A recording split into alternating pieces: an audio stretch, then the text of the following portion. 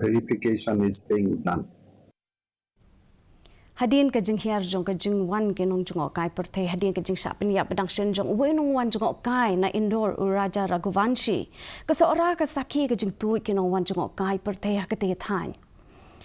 ke Jinghiar ke de nakadaw ke Jingpen benaba ke ni ke jaka kalong ke bomsngan kumta u MLA jong ke seorang ubak Gavin Milim ngam ulapen benaba ke Jingwan ke Nongjngohkai ke Nangkiew haringkat pat gi kampen roy ke bedang ya chakmat ke bekentop ya ke skywalk project ke basan puwei kelur tingka baka jing temu bejnai ke hotel ke pethamai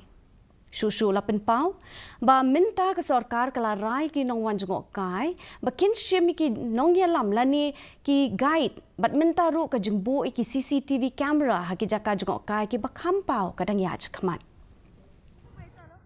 We will be having one skywalk at the Dimpe.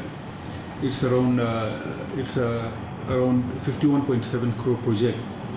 and we have two good hotels, one Jiva and number 2 Apollo Orchid, and government is planning also to set up one five-star hotel to ensure that CCTV will be installed in important locations. So I think such safety measures will ensure the safety and security of our tourists also, and mainly of our locals in that area. Kahinyo Trep Integrated Territorial Organization kalapan pau halor ke